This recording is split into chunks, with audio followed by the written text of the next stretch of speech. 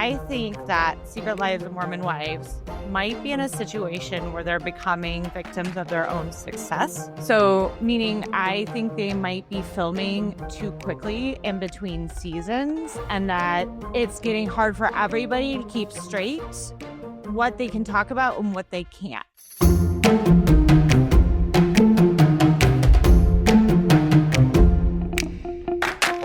Welcome to Cocktails and Gossip, the podcast where we drink cocktails, but you better believe we're going to spill the tea. We chat reality TV, celebrity blinds, and the hottest tea from BravoandCocktails.com. And as always, it's all alleged and just for fun. We do not verify our blinds. I'm B. And I'm Amanda. Let's get into this week's tea. What's up, cocktailers? Amanda, how you doing? I don't want to say I'm barely hanging on. I feel like every week we're done. It's just some travel. I took one of my kids on a travel trip because everybody needs to go on a travel sports trip because everybody needs a travel sports trip in December. First of all, when I spoke to you this weekend and you told me that, I was like, stop it. Yeah. Like, the nerve.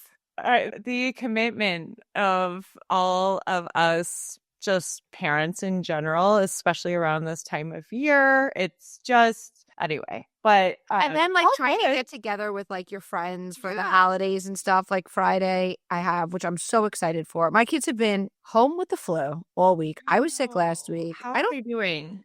They're all right. My girl's up and rallied quicker than my boy, but they're both on the mend. It was kind of good because I caught up on all my shows, the Diddy documentary, which we'll get to, if not on this, on the cocktail pod. Right. I have to be honest, I had a lot of intel on that, cocktailers know, in my subscription site. And you and I both know I stopped posting it.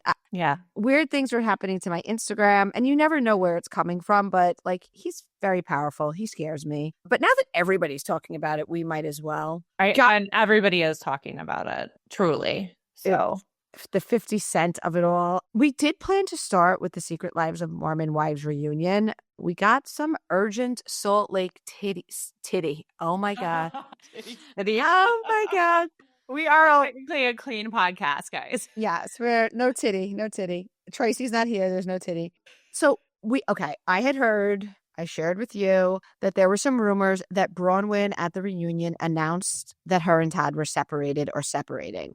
I needed more confirmation. That's a big thing. 2 additional sources over the last couple of days told me that they heard the same. If this is true, and again, until we see the reunion, we cannot truly know. I say that about all, you guys know, I say that about all situations. I'm just as shocked as everybody else when it is true.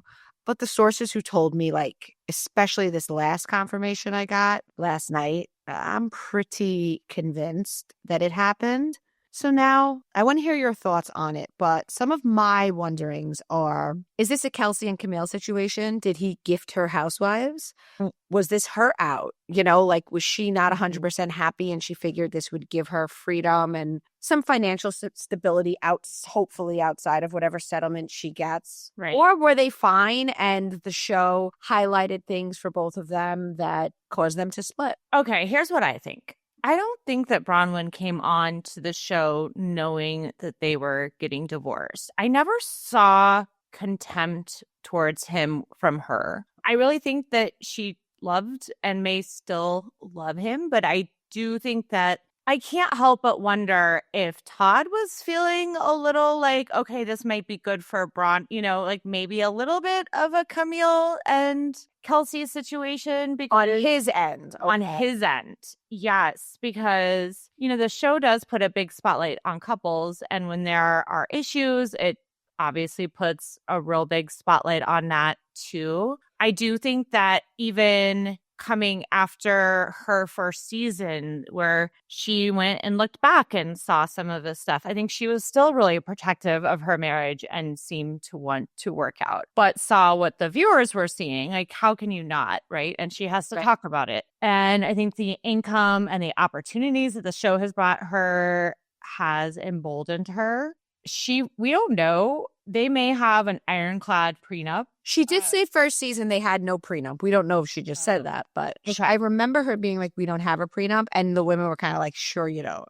And I kind of thought that. So that surprised me too. Yeah. I mean, she has lied about things like the jewelry, and it's nobody's business if someone has a prenup. It is something that someone. Well, it's ours. It's our business. Right. Yeah, it's our business. But like, it is something that I could see someone lying about.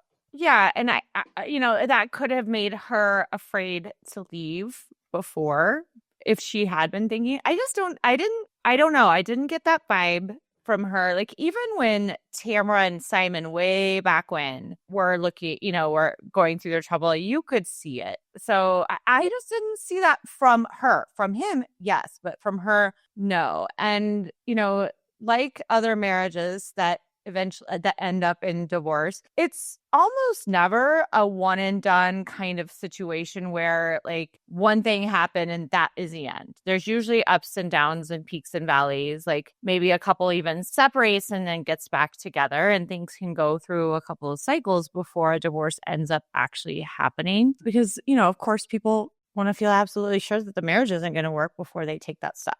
So I think it's that, but I don't that's just my feeling from watching the show. Yeah, I don't think she came on as a way out.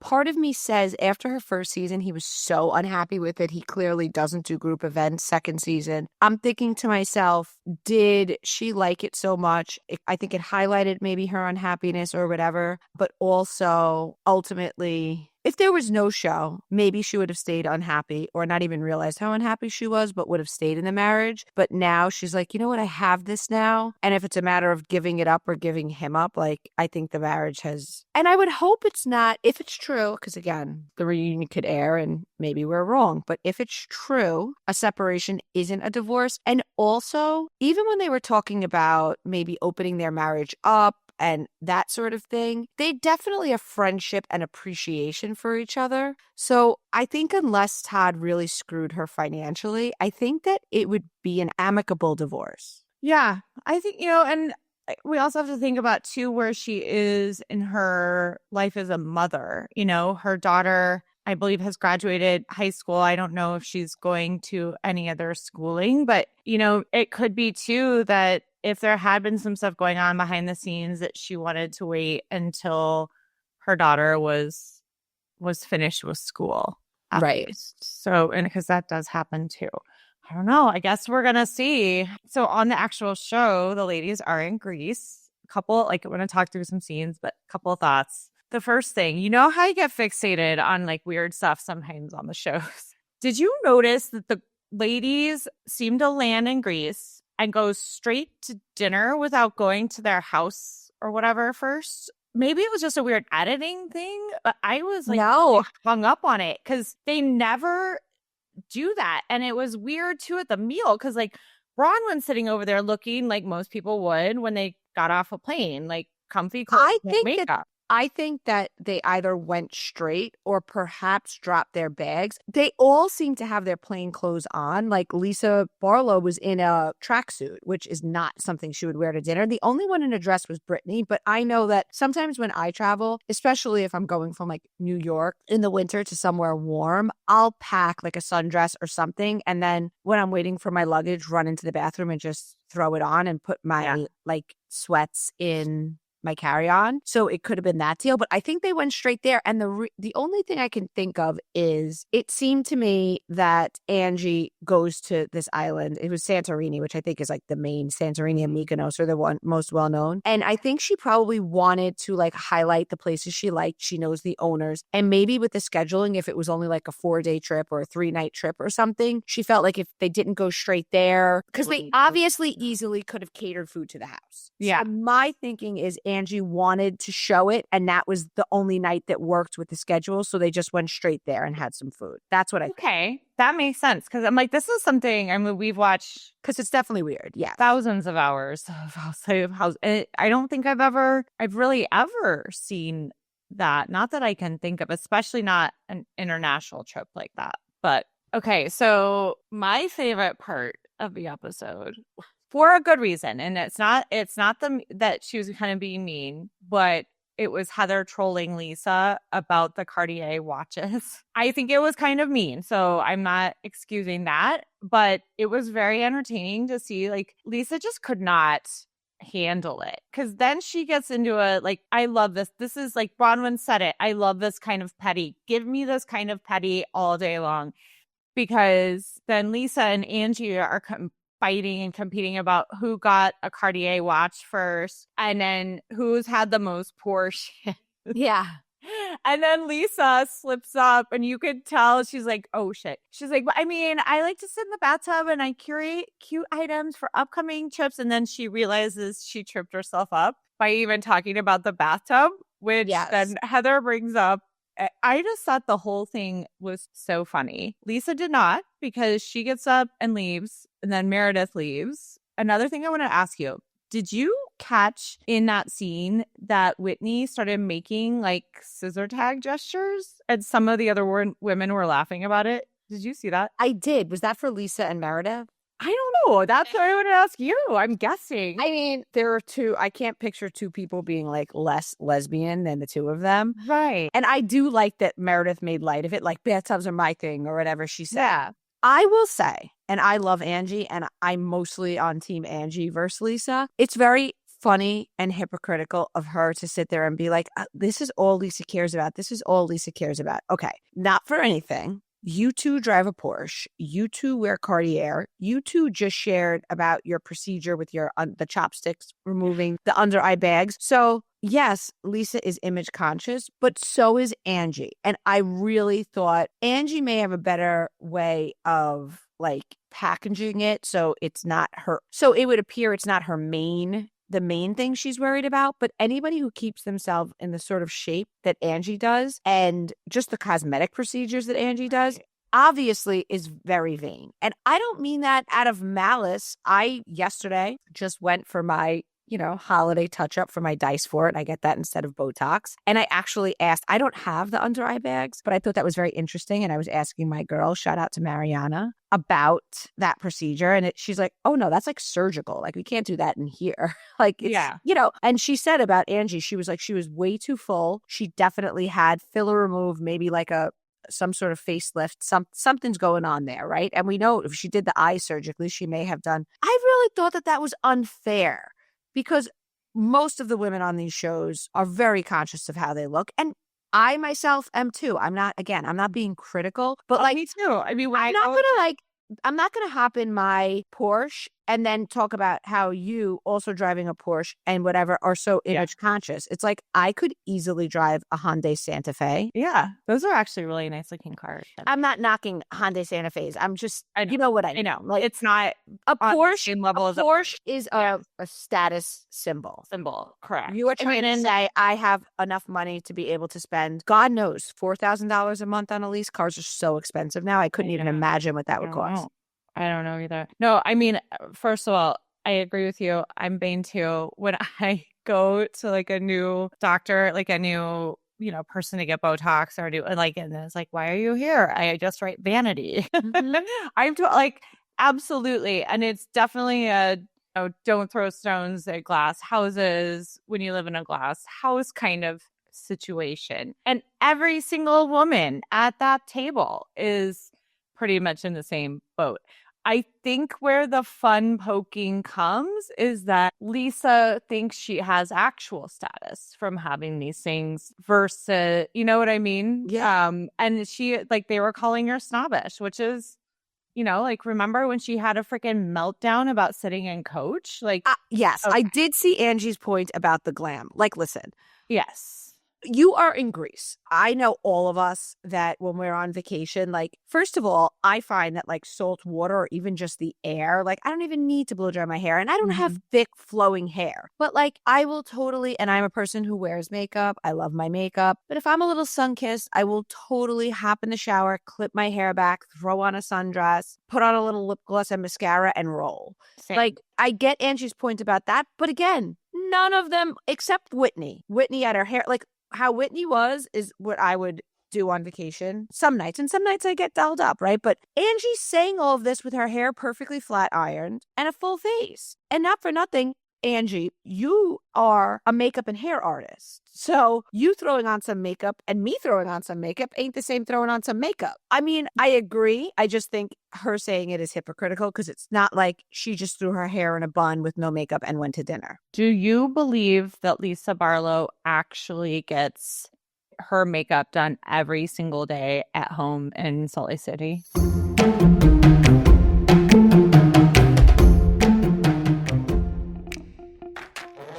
When it comes to holiday gifting, I want to give people things they really love. Beautiful, timeless pieces they'll wear for years. That's why I'm going with Quince. From Mongolian cashmere sweaters to Italian wool coats, everything is premium quality at a price that actually makes sense. Every piece is made with premium materials from ethical, trusted factories and priced far below what other luxury brands charge. The craftsmanship shows in every detail. The stitching, the fit, the drape. It's elevated, timeless, and made to wear on repeat. Quince has cashmere sweaters for $50. This year, I'm gifting them to my family members. The cashmere is unreal. Soft, sturdy, and it doesn't pill. It feels and looks like a $200 sweater, not something that I spent $50 on. Quince has a whole section of holiday gifts under $50.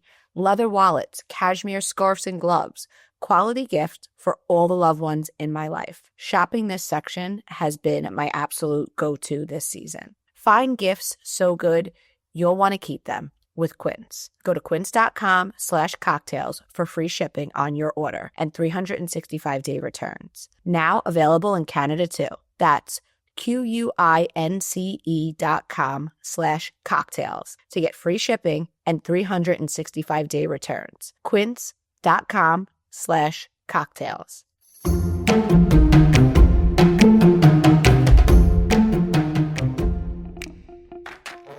I'm willing to bet that like most days that she goes out, she does. Does she just mean when filming? Like I would imagine that if she has a work event or a work meeting, she probably does. I'm going to hope that on a Sunday, if she's just running errands and like hanging at home with her family, she wouldn't. Thank But you. That's the second exactly she what walks into scenario a restaurant, like I think the second she walks into a restaurant, she does. Like on a Sunday afternoon, if you and your family are going to go grab a bite to eat, I always have a little makeup on, but certainly not the same as a Saturday night out to dinner. Yeah. And that's what I get the feeling like Lisa would not even go to the grocery store unless she has makeup on, which that is just not me. I am, of course, I go most days without any makeup on, but I wear it a lot of days. But I just like looked at my husband when we were watching this. I'm like, can you imagine like we're, having like a sleep in Sunday and at 9:30 somebody knocks on the door to come do my makeup?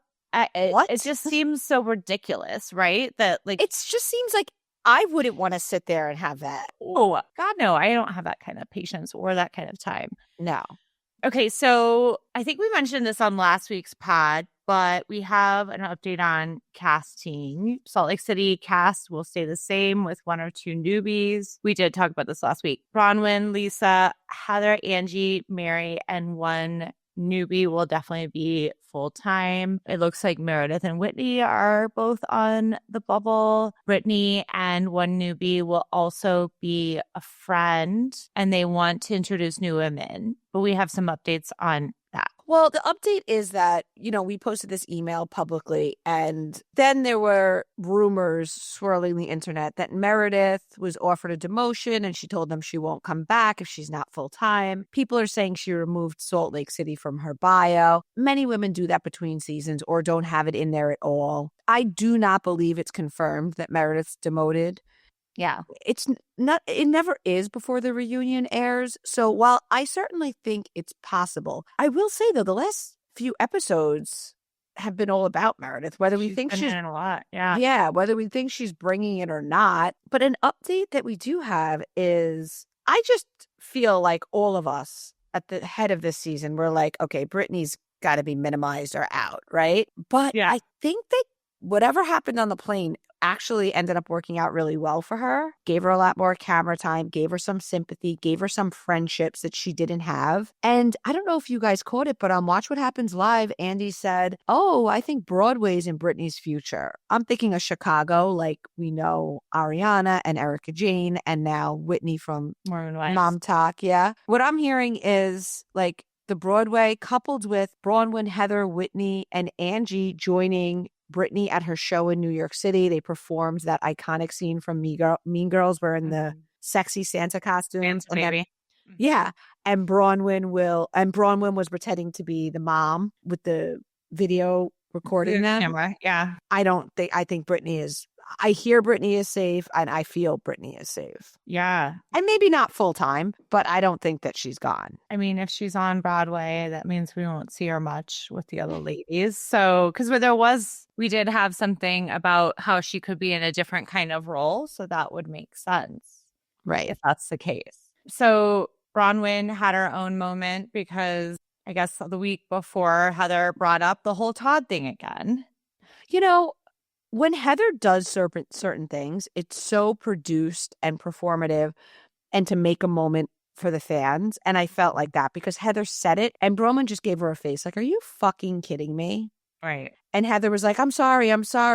And those are the moments with Heather that make me really annoyed. Yeah. But I need to stop being a Heather apologist. She does move it along. She does bring it up. I know that the whole thing with her and Meredith was she wouldn't talk to her until she's in front of everybody. Right. But her reasoning did kind of make sense when she was like, I don't want to have this be a private conversation and then have her completely twist it like she has in the past. And I was like, that's kind of a good point, Heather, because Meredith does do that. And I still go back to like, I don't believe that 4 or 5 of the women would all make up that something happened if there wasn't some truth to it. I definitely think something happened. I think that they're all harping on it a little bit excessively. I think they're looking to make Meredith a storyline because she doesn't really have a connection outside of Lisa. It's very clear with all of them being in the city and doing that show together. They're like a crew, and Lisa and Meredith are on their own. I mean, Meredith has Mary to an extent, right? But Mary's Mary. She's always gonna she's not gonna ally with somebody. Right. Oh, yeah. I have a question for you because obviously we're going to talk about it, but the rumors about Whitney and Justin and their marriage. Did Justin go to BravoCon at all? I can't remember seeing him. Okay. Here's the thing. Somebody said to me at the BravoCon taping where she was very trashed, like totally wasted. She kept saying, where's Justin? And Sean and John Barlow were there. And she was acting like she was very drunk. And Justin wasn't there. But somebody else said to me that Justin and her were together all of BravoCon. Like he was with her at all, like maybe he wasn't there at that panel or whatever it was, but he was with her. I feel, and I don't know why, I always feel like, first of all, every year there's speculation between seasons or when it's airing that her and Justin are splitting up every single year. And I don't know who's doing it and I don't know what. I feel like they have a good marriage and I feel like they're not above using it for a storyline. And so it's always hanging there. That could be. Yes. They do seem to have like a pretty, I don't know though. I go back and forth because then I think about, the year before where Whitney was upset because Justin, wasn't helping her as much. And even though she was so busy and that she had supported him for so long. And yeah, you're right. Maybe that each time they're like, what in our marriage can we poke this year? And this year is the business and how it was an ill-advised move to go MLM. I don't believe though that if he is the one who's really wanted out, that he would just stick around, because we read that somebody said he stuck around because of the money, his reputation's gone, and now Whitney has blown all their life savings. He's ready to, I don't believe that he would stick around in that case. People are forgetting that Whitney earns a very hefty check from Bravo. So this is this season 6? So That's right. She's making very good money, plus any brand deals and all of that. Now, we know that housewives live above their means. Lord, do we know it. But they were just in New York City for Britney's thing, and a cocktailer spotted them at the Mandarin Oriental, which is probably very nice hotel. Yeah, I mean, if not the most expensive, close to it. She also just posted on her stories Justin buying a fancy new truck. So yeah, they could be overspending, but money has to be coming in, right? Yeah. So I don't know. Something about them almost seems like they do share all of this stuff, but then behind closed doors, everything's like good with them. I don't know why I feel that way. It's just a feeling I have. I just don't see it. I think he's very devoted to her. I think if anything, yeah. And also, if they like that open marriage thing, like they have a good thing going, because you're going to leave that and then have to be in a monogamous relationship. I don't know. I don't know. Okay, so let's go on to the Secret Lives of Mormon Wives reunion. Tell me what you thought about Stassi as a host. You know, Stassi, I feel like got a lot of flack. A lot of people in my DM saying they thought she was awful. I thought she was good. I think she was kind to them. I think she was trying to be understanding and relatable. I don't really know what people would expect from a host. Like, what did you think? So I actually think she was great. I think the reunion was bad. And let me tell you why. I think the editing was bad, but I don't think it's the editor's fault. I think that Secret Lives of Mormon Wives might be in a situation where they're becoming victims of their own success. So, meaning I think they might be filming too quickly in between seasons, and that it's getting hard for everybody to keep straight what they can talk about and what they can't. Because we know, they were supposed to, that when there was supposed to be an order for, I think, 20 episodes. But what they're doing is splitting it up into each season is 10. And we know they're filming right now. And that, we get a lot of questions about, like, when did this actually film? Because it's starting to get hard to keep track of for everybody. And they didn't want to give spoilers for the next season. So you would see them start to talk about something, and then Stassi would say, "You'll see more about this on season 4 of Secret Lives of Mormon." Right. She was like, "Hey guys, stop talking. We're not allowed." Yeah. Like, she knew what she was allowed to touch on. Yeah. So I don't think it was so hard with reality issue. Because I feel like oftentimes we complain that, like with Summer House as an example, we're watching it in real time, whatever's going on with Kyle and Amanda, there's too much of a break between seasons, and this is too fast. So I agree. I think, yeah. And I really think that is what the issue was with the reunion, because I also think that they break the fourth wall a lot on this show, and they all don't seem to be held back too much from sharing real-time stuff on their social media. So right. And so I think that everything's blending together for everybody. I think everyone's having a hard time keeping it all straight. I know I would. And so I'm having a hard time as a viewer. Yeah. I agree 100% with what you're saying.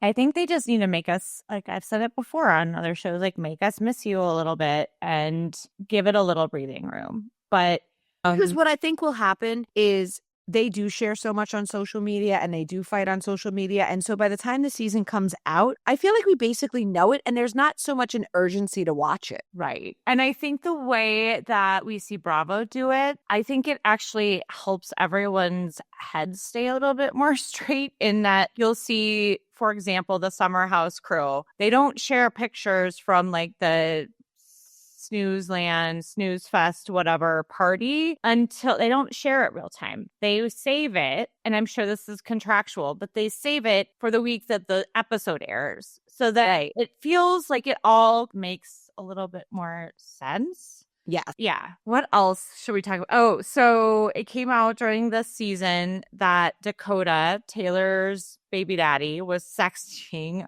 her mother's best friend.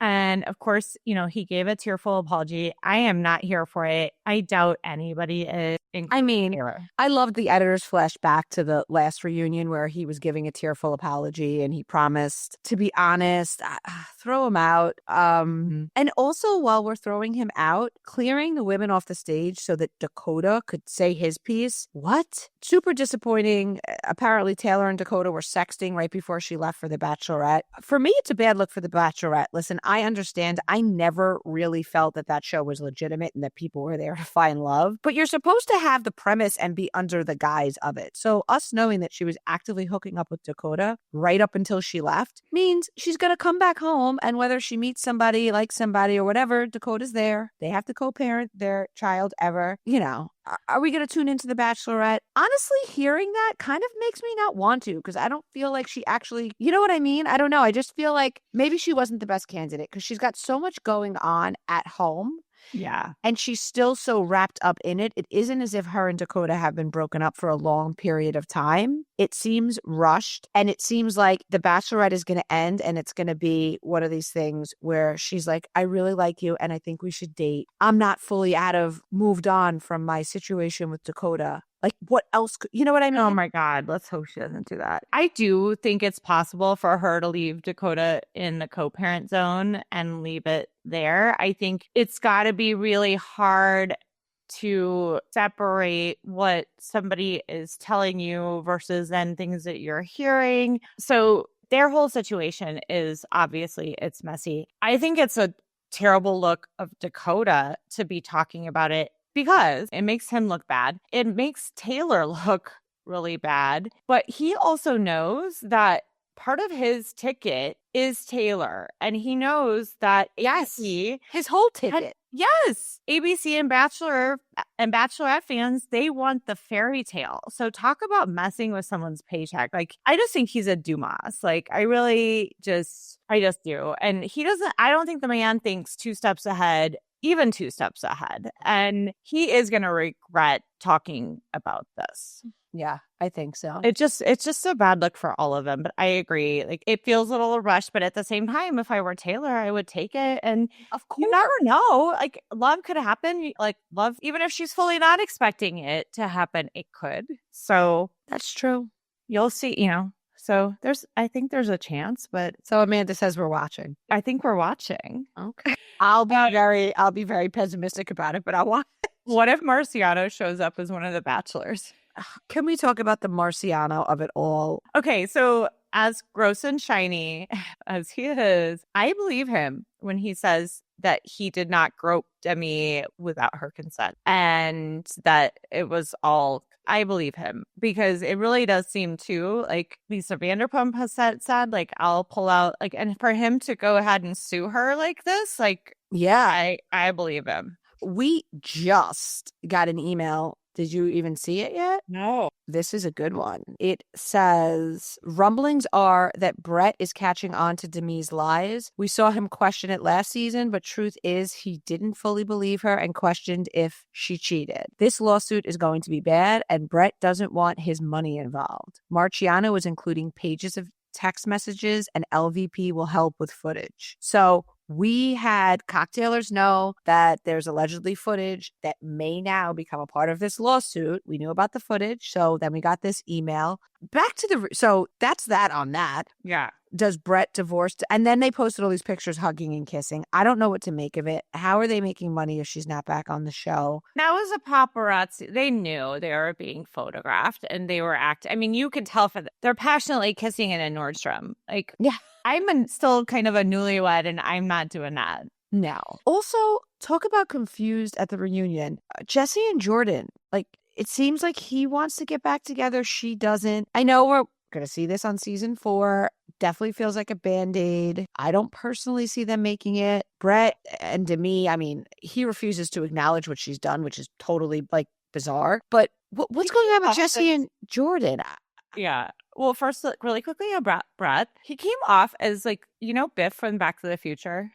He came off as such a Biff. Like, the way that he was being so mean to Jen's husband and called him boys. And I was like, God, he's just a bully. You know what's funny? When I first saw him on TV, I thought he was so gorgeous. And it just goes to show you that personality can ruin it, because I totally saw him as a dweeb at the reunion. I completely agree. As of this week, Jesse and Jordan moved out of their house. They had the typical influencer video of the moving company packing them up, which they did together. They're still doing some social media together, but it does seem that they are living apart. So this whole dad talk thing, I am not here for it. I don't really care to see Jordan anymore. There's something about him and a lot of the men actually on the show that really gives me the ick. Mm-hmm. I couldn't. When Stassi kept saying dad talk, I was like, stop it.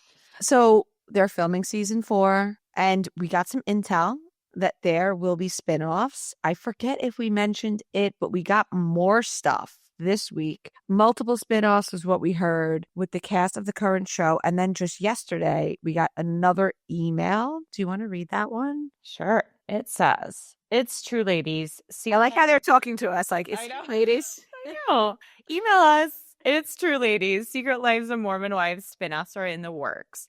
However, there is grumbling because some of the opportunities that the other ladies are getting. Rumor is that Whitney will be followed on her Broadway journey and that the ladies will make appearances at her show. Right now, no one is talking to Demi. There have been attempts to try to stop her from making a fool out of herself, but she is determined that she is right and she is not backing down. LVP has said she will release those tapes if this goes further. Jen and Zach may get a spinoff on their life in Arizona. So much to come soon if negotiations work out." Then we had intel from another email that said Taylor could have her own spinoff if she finds love and her season is good. Well, that's a good reason to make sure you find love. Yeah. And essentially, Hulu may want to split up the cast into multiple shows. Listen, they're not stopping this train. Whatever we want to say about these wacky people, they are authentic. They're giving their real lives, and their real lives is psycho. We're all tuning in. They've already got the crossovers going with Vanderpump Villa and, Secret Lives of Mormon Wives. Already 3 of them have had shows outside. Taylor's currently filming The Bachelorette. Mm-hmm. Jen and Whitney were on Dancing with the Stars. I believe that we will get a spinoff or 2. Which one it ends up being depends. It could also be a combo, a few episodes of Whitney, then a few episodes of Jack and Zach and Jen. But the thing is, these people are very green, meaning they don't really understand this reality world. They're not polished. They certainly are not PR trained. Right. And I also feel like because their platforms are so big with the brand deals and the influencers, they make so much money off that they probably don't demand what the average reality star might for all these shows they're doing. Does that make sense? I do think this makes sense. I get the idea of running with something when it becomes successful and just use a little restraint to keep us interested. But if we have all these spinoffs and we're following Whitney's journey, just give it a little. Hulu, if you're listening, we love you, but give it a little breathing room. I feel like this season could have been 5 episodes instead of 10, especially if we're using the same folks. Now, if we use new people and we franchise in a way like Housewives, well, that's what. So this is the next thing we're hearing. We're hearing that it's more than just spinoffs. We're hearing they may franchise the series similar to Real Housewives. So Secret Lives of a New City. Baseball Wives. Right. Anything. Nashville. PTA Wives. People want Nashville. People want Chicago. Yeah. They already have a Chicago cast. If Bravo hasn't scooped them up, those people are ready to go. They've been filming. Yeah. Sounds like, Hulu is taking a page out of Bravo's books. Everybody's coming for Bravo. I mean, think about the Palm Beach show that looks very Housewives-ish. We'll be the judges whether it is or not, but that's on Netflix. I started Ryan Serhant. We'll save that for cocktail. I just love him. He is so freaking smart and hot, and he just makes such good decisions. Not enigmatic. Is that the right word? What's the word when you have a lot of charismatic? Charismatic, and he just makes. Well, we're not going to get off track, but because we got to cover the Amanda and Kyle. Okay, the never-ending situation that you heard here first. You sure did, guys. We have been talking about this. We've had this intel since October. We posted it before BravoCon because we just had too many receipts that couldn't be ignored. The denials and lots of denials, lots of half denials, lots of I'm gonna make fun of it, like Amanda making that post where she's inside Gemma's like baby house. Yes, I'm living in a new. I mean, she's definitely everyone's dancing around it. We'll put it that way. But yes, we're still hearing that they are living apart. They were not hanging out together at BravoCon. We've been talking about this, guys. And then the Summer House trailer came out. And we knew the Summer House trailer was going to be wild because we were getting intel on stuff that was going on. And it sounded crazy. And boy, was it crazy. So we had heard, and I'm not sure if both things are true. It's a game of telephone.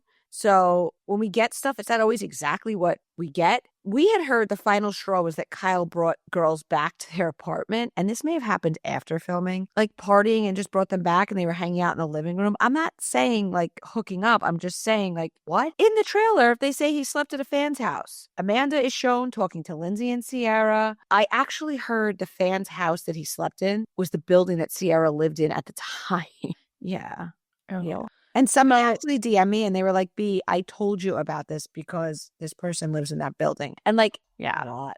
And guys, just remember that like sometimes, anyway, I won't say that. So on the clip, on the trailer, Amanda says Kyle fell asleep at some fan's apartment and came home at like 6:30 in the morning. So Kyle this week came out and made a statement and it said, there's no excuse for staying out as late as I did, but I want to be clear that I did not sleep at a fan's apartment. I was at an event that Amanda chose not to attend, which moved to a bar and then to an after party. I don't use anything to keep myself wired, so I think I ended up falling asleep on a couch and suddenly it was almost 6 a.m. Do I regret the situation? Absolutely. But that's the truth and the full extent of what happened. Who is advising this man?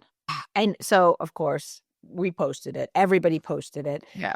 And reading through the comments, the feedback is the most glaring statement for starters is that it feels like he's blaming Amanda, saying, well, she was invited and chose not to come. That's my first thought too. He also said, I don't take anything to keep myself wired. What? Are we congratulating people now on not doing cocaine to stay awake? It was just when we're in our mid-40s, like that is such a weird thing to say, Kyle. It was so weird. He says he didn't sleep over someone's house, but he thinks he fell asleep on a couch. Here's the thing. There's no requirement to go to an after party. There's just so many things glaring. To me, I find it to be like a sad situation. It just seems such a mess, and there's so many different things. It's not like this is a one-time thing. Now there is another TikTok that I saw someone share of him at a party, and the timestamp is 5:30. It's from like Snapchat. It appears to be a sorority. Oh. We've gotten a lot of different stuff over the years. If you guys are subscribers, you're more privy to some of that. I do hear that he wants to work on it. That's what I'm hearing. He wants to work on it. I don't know if Amanda's open to it. You know, the thing is, and shout out to Face Reality 16 on their Instagram, they put together a compilation of all of the times that Kyle has done stuff that has been on their show and all of the times that Amanda has forgiven him. One of them 4 weeks before they got engaged. Another one right before their wedding. So I honestly forgot how many of these situations we have witnessed on camera where he says he got blacked out and he doesn't really know what happened and it was just a kiss, or maybe it wasn't, maybe it was nothing, who knows, and she forgave him.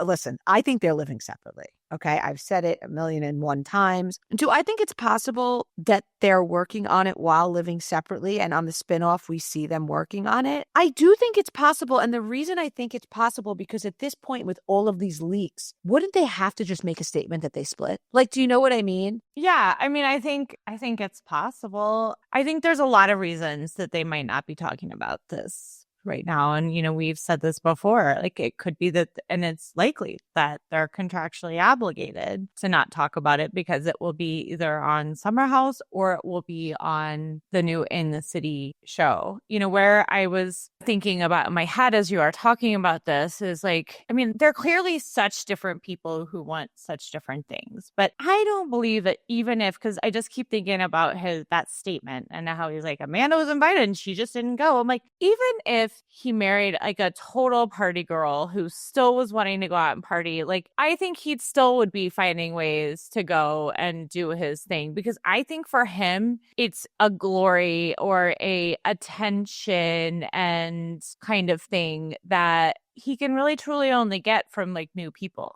Right. A weird validation thing. I don't think it Like has the any... attention from the masses. Yeah. And Another thing, they were at at a time. they were at a Threads event last night, and there were a lot of people there. Melissa and Joe Gorga. It was like an intimate dinner, and it was all Bravo Labs, mostly New Yorkers. Of course, Sheena flew in for it, and Kyle and Amanda were sitting at separate ends of the table. So it's like they're not doing any. I don't know.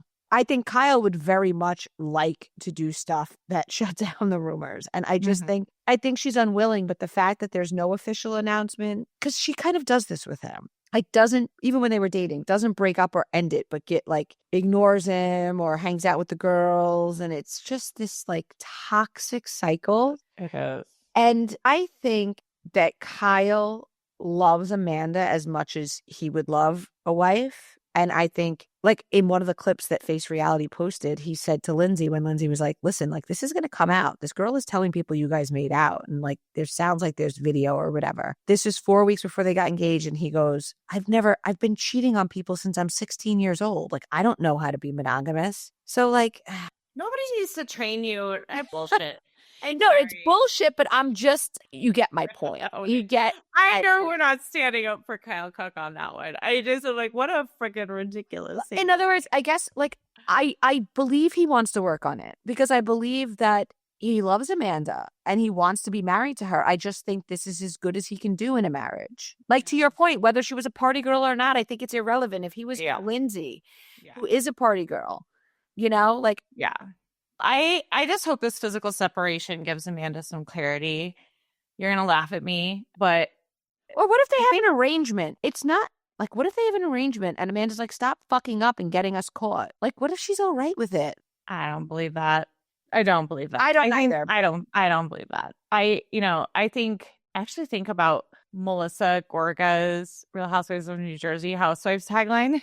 I think about it a lot because I just see situations in my life, my friends' lives, housewives' lives, people's lives. She said, you'll never see how toxic something is until you breathe fresher air, something along those lines. And I really do think that's absolutely true, because like sometimes when you're in something, you don't even realize how messed up it is until you get a few steps away from it and can get some perspective.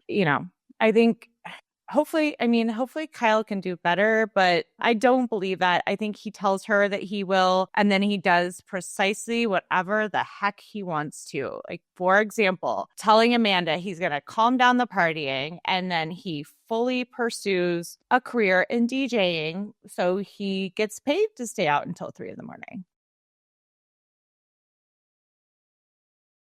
It's so crazy. And we'll get into the rest of the trailer, but him coming to blows with Carl, because not for anything, Carl is seeing everything very clear-eyed because he is sober. And of course, he's very good friends with Kyle and loves Kyle. And I think we also have to recognize that comes with strings. And we have to call it what it is. Carl's on the show still, in large part because Kyle goes to bat to keep him on the show. And so Carl has a loyalty to him that transcends working for Loverboy. It's also Summer House. He knows where his bread is buttered. But we see in the trailer, it comes to a head to the point where Carl says, what the fuck is wrong with you? And I have to guess it's in regards to his treatment of Amanda. Maybe it's not. Maybe it's in regards to his treatment of someone else, because we have historically seen him treat people poorly. Paige, Hannah. I mean, they created a whole career off of it. Giggly Squad, because he made fun of them as gigglers or something. And they ran with that. But I don't know, if the marriage doesn't survive, which is a good chance it won't, what does the future look like for him? Because viewers are primarily women and gay men, and they're going to side with Amanda. Absolutely. Even if Amanda tries to keep it as amicable as she can, which she has no obligation to, but she might, because she might, do that for him. How does this affect his brand? If he doesn't get it together, he's in trouble. He really is going to be. He's in trouble. Unless they divorce and he keeps her since listen, reality is they have no prenup and she's entitled to 50% anyway. So he keeps her on so the brand doesn't suffer. If I was advising Kyle, I would, if they end up divorcing, what I would advise him, if Amanda's willing, is to have her be somewhat of a silent partner. Maybe she does some ads for them and whatever. And, our marriage didn't work out, but we're still friends, even if that's a party line. Yeah. And keep her on Loverboy. Let her continue to get her checks. You'll be doing more of the work, but that's your own fault because number one, you fucked up. And number two, you fucked up because you didn't sign a prenup. If they separate, and even if she gets a payout, if she's no longer connected to Loverboy, that would be like if Sandoval had a brand after Scandival. Right. Because when this comes out, it's going to be, they're splitting up because he falls asleep at fans' apartments. And there's videos of him doing this. And remember that thing in Charleston? It's going to be all of what happened with Schwartz and Sandy's. I mean, all of the mean comments just on the reviews. That was so, I can't see how anything different would happen for Kyle. I mean, there was a certain level of me is for a smart guy who's friends with Schwartz and Sandoval, who lived through it. He wasn't smart enough to stop that from happening to him. I mean, damn. But the guy goes out and people act like they love him when they see him. So he probably is he's probably just not very well connected to reality, which is that most people are going to take her side in this situation, that he's going to look like a jerk no matter what, because his actions are speaking way louder than his words. If I'm him, when we divorce, I'm already going to have an attorney who's going to write up the contract for her to have 50% ownership, me to have 50% ownership. Now, remember, there's a lot of investors. So whatever percentage they have left, right, she gets half of that, he gets half of that. And that's the only way that this thing continues grinding. Yep. I guess we'll see. We'll see. Before we go, I just wanted to remind everybody that we are having a sale for Cocktail Party for the annual membership, where you can get $15 off of the regular price of $80. So you can get Cocktail Party for a year for $65, which I think, again, bad at the math, but averages it to like $5.50 a month, which is much cheaper than you get even on sale with your monthly. So also, it's a lot cheaper than it would be monthly because our annual's already discounted $10, so it's really a $25 savings.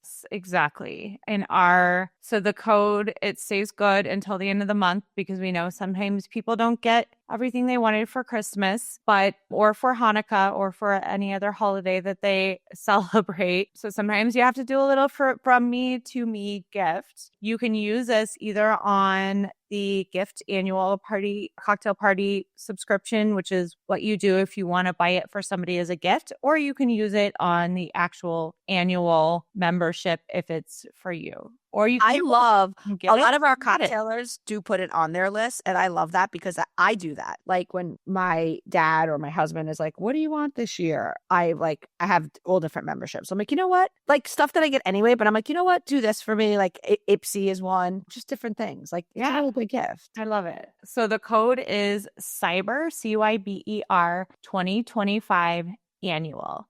CYBER Also, annual. Don't forget to vote in our first annual Bravo and Cocktails Awards. Yes. We had an awesome cocktailer, shout out to Adrienne, reach out to us. She makes like awards and different things. So she may actually be making it. Now, I don't know if our BEC is going to accept an award, but we'll certainly offer it up. Because I have no shame. Like, I don't care. I'll DM you and be like, hey, you won this award. Is there somewhere I can mail you something? And if they ignore me and tell me to go sit and spin, that's that. Fair enough. But yeah, you guys go vote. It's on the website. MP has been also promoting it on social. We're keeping the voting open until I think next Friday, the 19th. And then we'll be sharing all of the results, one or two at a time, during that last week of the year when it just doesn't feel like there's as much news coming out. So we'll have something to look forward to every day during that time. Yay. Till next time. Love you guys. Bye.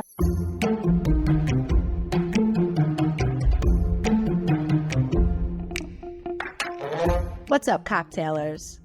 We want to thank you, as always, for listening to Cocktails and Gossip. Because of you, we've hit some amazing milestones, had some hilarious conversations, and have grown a truly amazing community. If you haven't already followed our podcast, hit the follow button in the top right of your Apple Podcast player the follow button under the show logo on Spotify, or the subscribe button on Google Podcasts. We thrive on you, our audience. So make sure to tell all your gossip-loving friends about us too. And if you want to get all the tea, join our membership cocktail party by going to bravoandcocktails.com/join. Our members get access to the exclusive tea we post, the weekly podcast without ads, plus another additional bonus podcast every week. And of course, members also get to join us on our monthly live cocktail party Zoom, where we talk about the latest tea and even share tea that's just too hot to put in writing. Last, but maybe best, our members get access to the Cocktail Party Discord, where you can chat with Amanda, me, and all of the other cocktailers as well. There are always some great combos and hilarious comments happening in Discord. Thank you guys so much for listening. We appreciate you.